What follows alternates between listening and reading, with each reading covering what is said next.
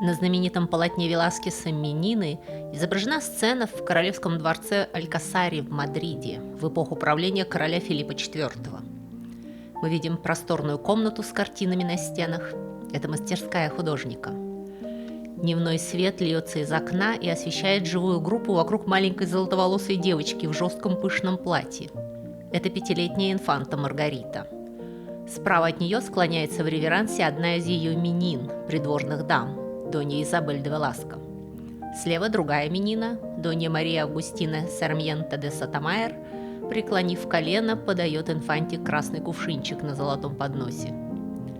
Сразу за ней, лицом к нам, стоит сам художник Диего Веласкес перед огромным холстом. Он пишет портрет короля Филиппа и королевы Марианны, родителей инфанты. В туманном отражении зеркала позади мы видим их фигуры по пояс. Инфанта Маргарита, не глядя, с королевской небрежностью протягивает руку к кувшину, демонстрируя воспитание, самоконтроль и осознание собственного величия, обычно несвойственное ее возрасту. Позади Доньи Изабель стоит воспитательница инфанты, Донья Марсела де Оя. В траурном одеянии она беседует с дворцовым охранником, чье имя история не сохранила. На заднем плане, в дверях, стоит Дон Хосе Ньенто Веласкес, гофмейстер королевы и хранитель королевских гобеленов, возможно, родственник художника. А на переднем плане справа мы видим двух странных людей. Миниатюрного человека, мальчика, толкающего ногой задремавшую собаку, и маленькую женщину с тяжелым грубым лицом, внимательно и серьезно смотрящую прямо в глаза зрителю. Это королевские карлики Николя Петрусата и Мария Барбола. В те годы при испанском дворе придворные карлики играли заметную роль. Они занимали привилегированное положение, имели своих собственных слуг и были товарищами по играм для принцев и принцесс. Иногда они становились доверенными лицами королевских особ и получали, хоть и неформальное, но заметное политическое влияние. Но в подавляющем большинстве случаев к людям с физическими нарушениями относились как к диковинкам и к курьезам природы, делая их мишенями для насмешек и прямого издевательства. Веласкес всегда изображал маленьких людей с уважением и вниманием к их внутреннему миру, что было нетипично для его времени. Его портреты подчеркивают психологическую глубину и человечность его героев. Но это Веласкес. В то же время повсюду в Европе карлики, шуты и дураки были объектом жестоких насмешек и грубых увеселений. Достаточно вспомнить ледяной дом царицы Анны Иоанновны или потешную свадьбу Якова Волкова, шута Петра I, на которую в Петербург собрали в общей сложности около 80 карлов и карлиц, которых содержали там в клетках, как скот. Только единицы из маленьких людей оказывались настолько везучими, что поднимались высоко и закрепляли за собой место в истории. Сегодняшний мой рассказ об одном из них, о Джеффри Хадсоне, карлике английской королевы.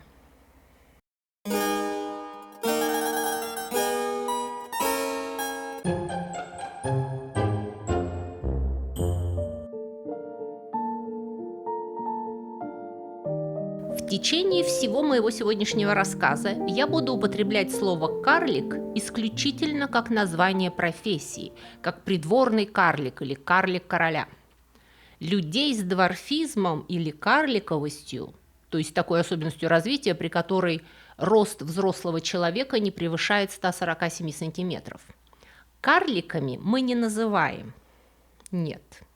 Мы так и говорим: люди с карликовостью или дворфизмом, или со специфической болезнью. Мы не сводим человека к его медицинскому состоянию.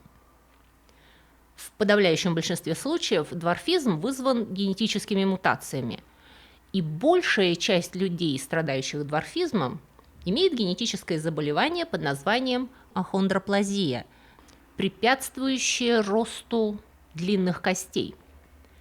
Самым знаменитым человеком с ахондроплазией является, наверное, актер Питер Динклэдж, игравший в сериале «Игры престолов».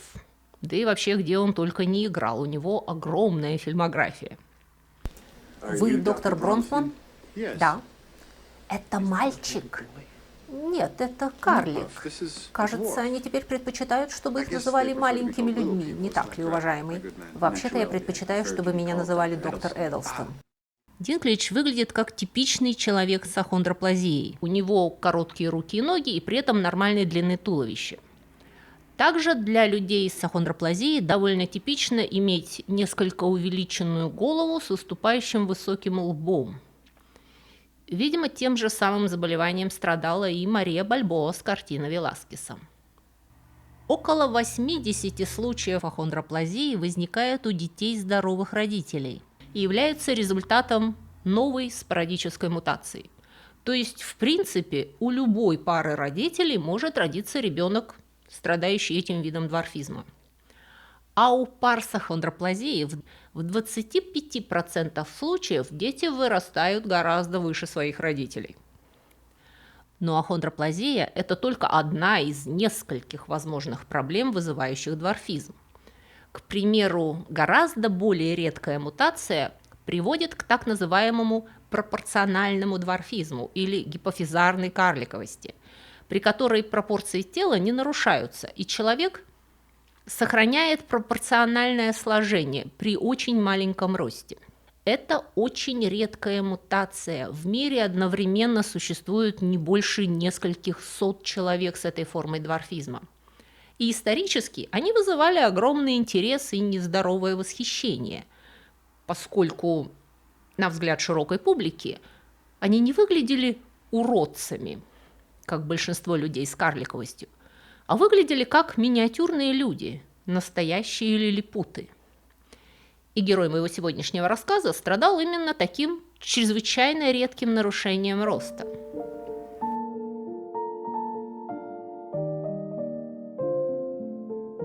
Он родился в простой семье в Окхаме, рыночном городке в самом сердце Англии, и был крещен 14 июня 1619 года.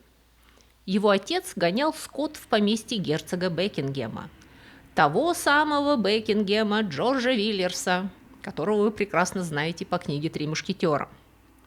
Даже удивительно, как хорошо знакомые книжные персонажи иногда вдруг оказываются настоящими людьми.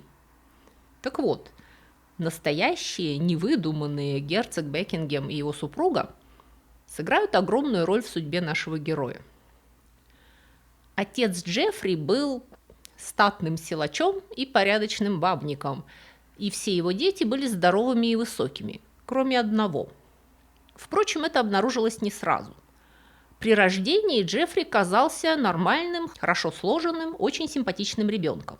Но довольно скоро его родители стали замечать, что малютка Джеффри перестал расти. Пока его братья и сестры тянулись вверх, Джеффри оставался всего 18 дюймов, это 46 сантиметров росту.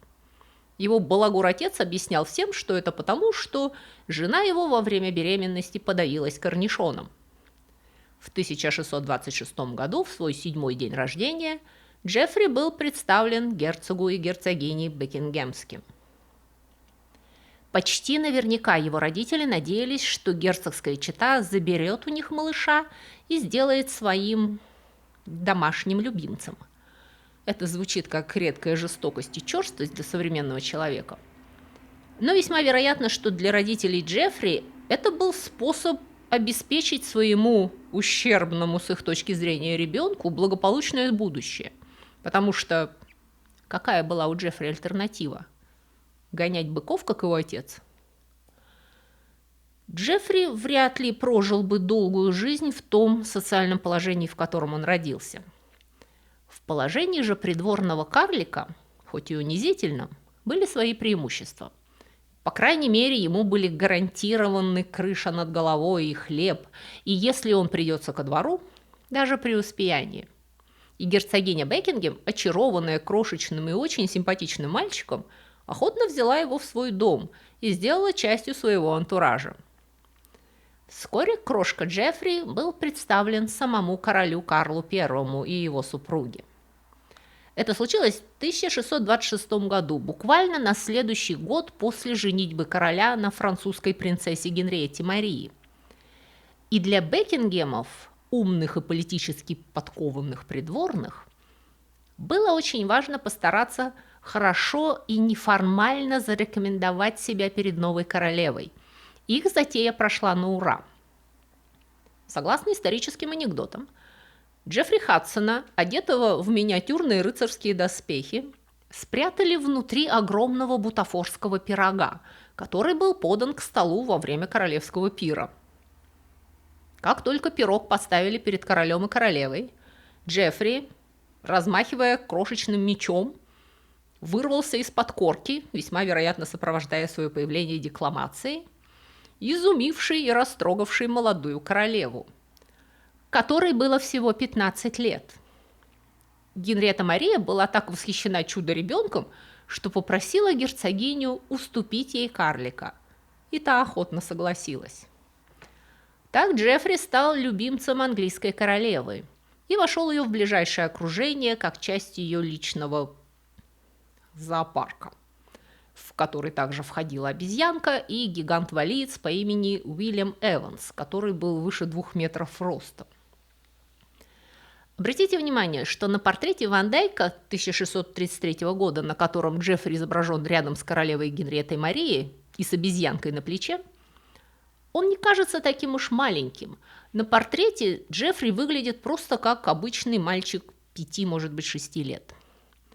Но все его современники, и таких свидетельств сохранилось довольно много, настаивают, что он был не выше 18 дюймов росту. Ну, допустим, плюс-минус дюйм. Но все же его рост на самом деле не превышал 50 сантиметров, что очень мало даже для маленького мальчика. Если бы Джеффри в реальности выглядел так, как он выглядел на этой картине, он бы не вызывал такого изумления и восхищения. По всей видимости, Ван Дайк пошел на искажение действительности ради сохранения элегантности и достоинства героев парадного портрета.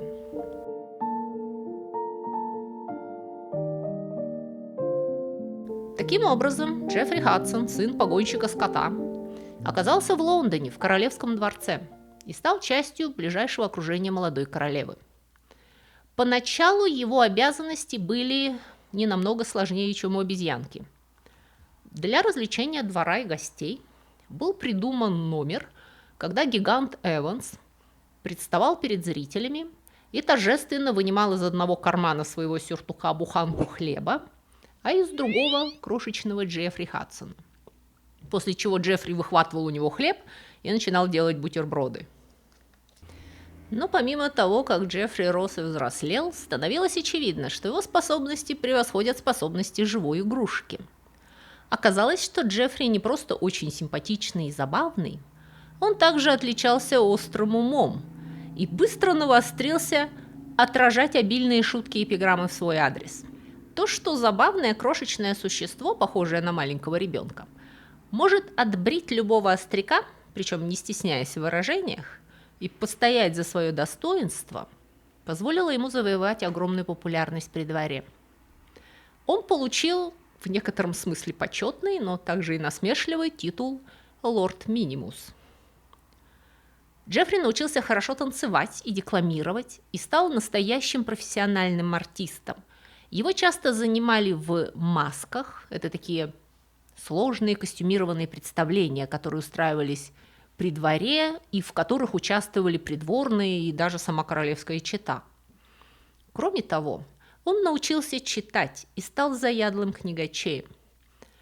Он старался стать не просто придворным карликом, а полноценным придворным и участником политической жизни. Королева Генриетта Мария, видимо, была по-настоящему привязана к своему маленькому слуге. Во-первых, потому что он стал, можно сказать, ее первым ребенком, а потом и первым другом ее детей.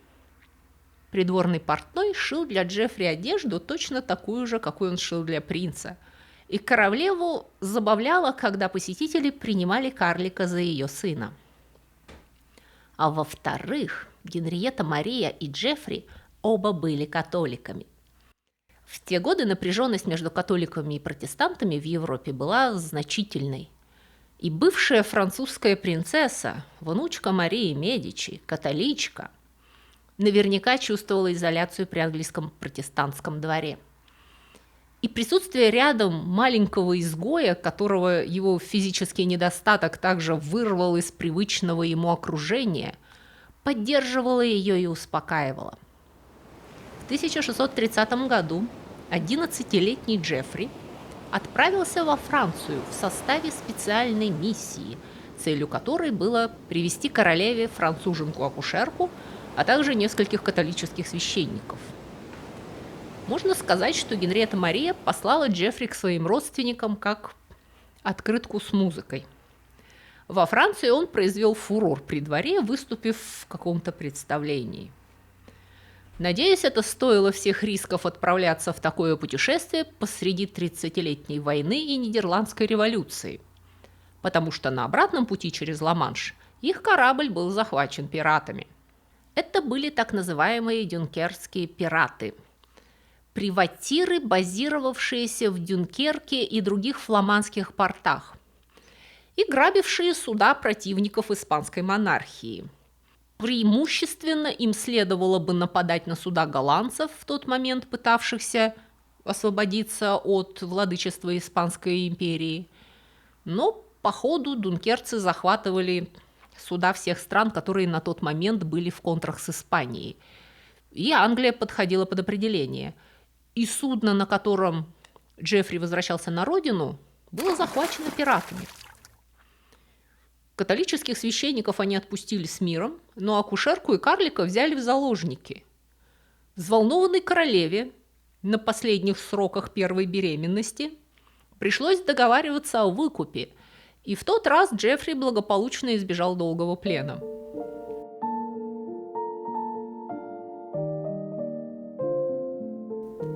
Второе путешествие Хадсона через канал произошло в 1637 году в возрасте 18 лет, когда группа английских придворных отправилась в Нидерланды, чтобы наблюдать за осадой Бреды.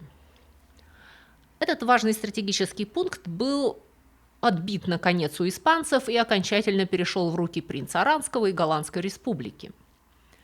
Джеффри к этому времени научился ездить на лошади в специально изготовленном для него седле и стал очень неплохим наездником. Он также научился драться на шпагах и стрелять из, опять же, специально сделанного для него маленького пистолета. Он сам вырастил из себя рыцаря, кавалера, и не обращал внимания на насмешки и эпиграммы. К 1640 году отношения между королем Карлом и парламентом ухудшились до предела, и вскоре разражается гражданская война. Карл и роялисты против Кромвеля и Круглоголовых. Пока Карл ведет армию против собственных подданных, королева отправляется в Нидерланды, чтобы собрать деньги и заручиться политической поддержкой. Она берет с собой только самое близкое окружение, включая Джеффри Хадсона. Новорожденные Нидерланды тогда имели двойственную позицию по отношению к английской монархии. С одной стороны, они хотели бы продолжать с ней взаимовыгодные торговые отношения. С другой стороны, идеологически они были скорее склонны поддерживать Кромвеля и идеи установить в Британии республику. В результате королева только частично выполнила свою миссию. Ей удалось собрать какую-то сумму для армии, продав часть дворцовых ценностей, но не удалось уговорить Нидерланды выступить против Кромвеля. Когда она вернулась в Англию с деньгами и со своими придворными, они оказались в центре гражданской войны. Королева назначила Джеффри Хадсона капитаном кавалерии. Неизвестно, командовал ли он войсками, участвовал ли в боях, или это была просто шутка. Но известно, что сам Джеффри с большой серьезностью относился к своему титулу и до конца жизни велел всем называть себя капитаном Хадсоном. Когда стало очевидно, что война расширяется, а не заканчивается, Генриетта Мария бежала на родину, во Францию, с небольшой группой придворных, снова включавшим Хадсона. Хотя их тепло приняли и предоставили место в Луврском дворце, королева, которая была сильно больна после тяжелых родов, вскоре перевела свой двор в изгнании на курорт в Невере. Там-то и разразилась катастрофа. К этому моменту Джеффри уже было года 24, И он, по всей видимости, хотел, чтобы его воспринимали как настоящего мужчину, как солдата, капитана кавалерии. Он дал понять, что больше не потерпит обычных насмешек над своим ростом. Но большинство из королевского окружения продолжало не принимать его всерьез. Даже его пленение дюнкерскими пиратами было высмеяно в популярном стихотворении, где рассказывалось, как пираты искали Джеффри по всему кораблю во всех щелях, в то время как он прятался за свечкой в капитанской каюте. И дело кончилось плачевно, когда брат главы личной охраны королевы, некто сэр Крофт, позволил себе отпустить очередную шутку по поводу роста Джеффри, и тот вызвал его на дуэль. Мы не знаем большого количества подробностей, но, по всей видимости, Крофту было бы смешно драться с 50-сантиметровым Джеффри на шпагах, и поэтому решено было уравнять возможности противников и стреляться на пистолетах из седла. В любом случае, Крофт даже к дуэли не отнесся всерьез и явился на поединок вооруженный брызгалкой, из которой попытался поразить своего противника водой. В ответ разъяренный Джеффри пустил коня галопом прямо на Крофта и на ходу выстрелил ему в лоб из пистолета и убил на месте. Цитата из письма королевы Генриетты Марии. У миролюбивого кавалера не было огнестрельного оружия, а только огромная брызгалка, которую он намеревался загасить ярость своего маленького противника. Однако мстительный карлик справился со своим добрым конем с достаточной ловкостью, чтобы избежать струи, на него направленной, и застрелил своего смеющегося противника насмерть. Поднялся колоссальный скандал, во-первых, потому что этот Крофт, как я уже упоминала, был из очень влиятельной семьи, а во-вторых, потому что во Франции в те годы дуэли были категорически запрещены. Убийство человека на дуэли приравнивалось к преднамеренному убийству и каралось смертной казнью.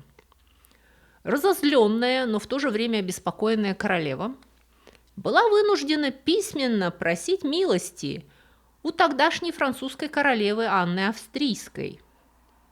Опять же, той же самой, что уже не в «Трех мушкетерах», а в 20 лет спустя. Только ее защита спасла Джеффри Хадсону жизнь. Тем не менее, он был исключен из свиты королевы и выслан из Франции. Мы не знаем точно о том, что с ним случилось непосредственно после высылки. По идее, он должен был бы отправиться назад в Англию, но каким-то образом он оказался в Средиземном море, где его корабль был снова захвачен пиратами, на этот раз берберскими. Я понимаю, что Средиземное море – это дальний путь из Парижа в Лондон, но точных сведений о приключениях Джеффри Хадсона с момента высылки из Франции и до его последующего появления в Англии не имеется. На четверть века его жизненный путь покроется мраком. Он исчез из христианского мира и затерялся где-то в портах и на арабских рынках Османской империи.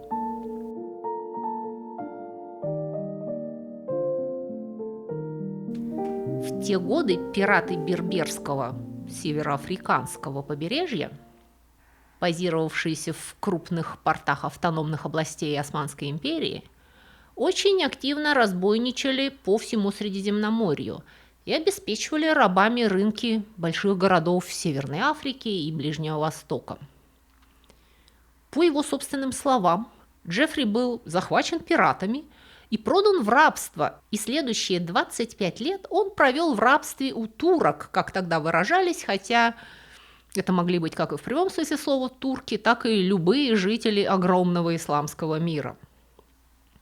Автор Дон Кихота Сервантес, как вы, возможно, помните, был также захвачен берберскими пиратами и продан в рабство, но тому удалось освободиться через 5 лет. Джеффри же провел в плену чуть не половину своей жизни. Почти наверняка его необычный вид сделал его дорогим товаром и желанной покупкой, и навряд ли он трудился в каменоломнях, как другие рабы, что не означает, что его жизнь была усыпана розами. Скорее всего, ничего хорошего с ним не происходило, потому что история его жизни после плена вызывает массу вопросов. В 1660-х годах из Англии в Алжир и Тунис было отправлено несколько миссий, чтобы выкупить английских пленников. И в результате Джеффри удалось вернуться на родину где-то около 1669 года. Но после возвращения в Англию Хадсон уже не смог вернуть себе положение при дворе. Мало того, что политический климат изменился, и его покровители умерли или ушли в тень, изменился он сам. Он уже не был волшебным златокудрым мальчиком. Ему было 50 лет, и он был измучен всеми несчастьями, которые выпали на его долю. Но самое странное – это то, что за 25 лет в плену Джеффри Хадсон вырос. Он вырос до 45 дюймов, это 110 сантиметров, фактически удвоил свой рост. Это все еще очень маленький рост для взрослого человека, но он уже не был таким невероятным и волшебным. Хадсон приписывал свой рост перенесенным им лишениям. Это, конечно, полный абсурд. Лишения не могут сделать человека выше роста. Не то, чтобы это совершенно невозможно, что человек, страдающий каким-то другим видом дворфизма, внезапно в какой-то период своей жизни начинает расти. Это случается, но это крайне маловероятно. Тем более в случае, если условия его жизни сделать хуже, чем они были. Что открывает возможности для различных спекуляций. Если мы не хотим поверить в то, что Джеффри просто подрос, то есть несколько вариантов. Или он изначально в свои 25 лет не был такого крошечного роста, как уверяют его современники, и портрет Ван Дайка более правдив, чем мы вначале подозревали. Или человек, явившийся из Алжира в Лондон в 1669 году, не был Джеффри Хадсоном. Какой в этом смысл? Несмотря на то, что Хадсон не смог снова занять свое место при дворе, его бывшие покровители не оставили его совершенно без поддержки. Как сын герцога Бекингема, так и сын короля Карла, Карл II. Оба давали ему денег, но нерегулярно и навряд ли щедро. Если это был самозванец и у него были какие-то амбиции, они провалились. Он вернулся на родину, в Окхам, где его проинтервьюировал и сделал краткий отчет о его жизни некто Джеймс Райт, антиквар и историк, автор нескольких краеведческих и исторических книг и основного источника о жизни Джеффри Хадсона.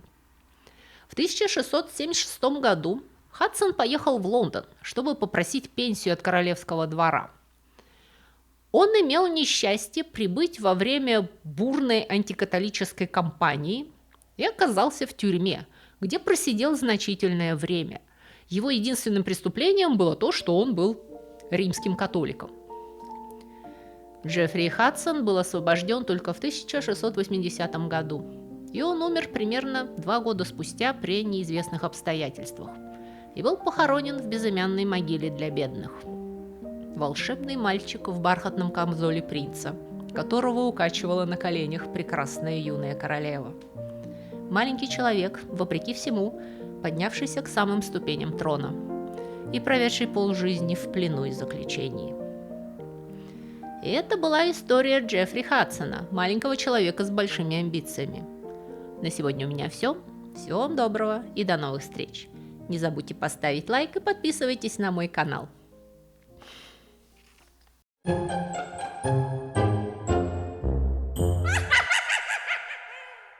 Друзья мои, если вы скучаете между субботами и хотели бы больше и чаще узнавать всякие интересности, касающиеся истории и культуры, и особенно истории бескультурья, то вы можете подписаться на мой блог на Бусти или Патреоне. Эти два блога абсолютно одинаковые, я там пишу одно и то же. Просто Бусти умеет принимать оплату российскими платежными средствами, а Patreon принимает разные международные кредитные карточки. И на этих блогах я почти каждый день публикую занимательные рассказы с картинками. Это на первом уровне подписки. А на втором уровне вы еще получите доступ к дополнительным коротким видео. Кроме того, если вам не нравится вся эта реклама, которую в вашей стране вставляет в мои видео YouTube, это еще одна причина подписаться на блоги, потому что там я размещаю субботние видео без рекламы и на 15 минут раньше, чем на YouTube. Это для тех, кто к субботе конкретно соскучился. Еще один немаловажный ништяк для подписчиков – это возможность бесплатно скачивать мои художественные книги. Ссылку на онлайновый магазин, где вы можете их купить, я, кстати, тоже размещу внизу в описании. И последнее, но не по важности, причина подписаться на мой блог – вы тем самым поддерживаете этот канал и даете мне возможность все мое рабочее время посвящать вам. На сегодня у меня все. Всего вам доброго и до скорых встреч!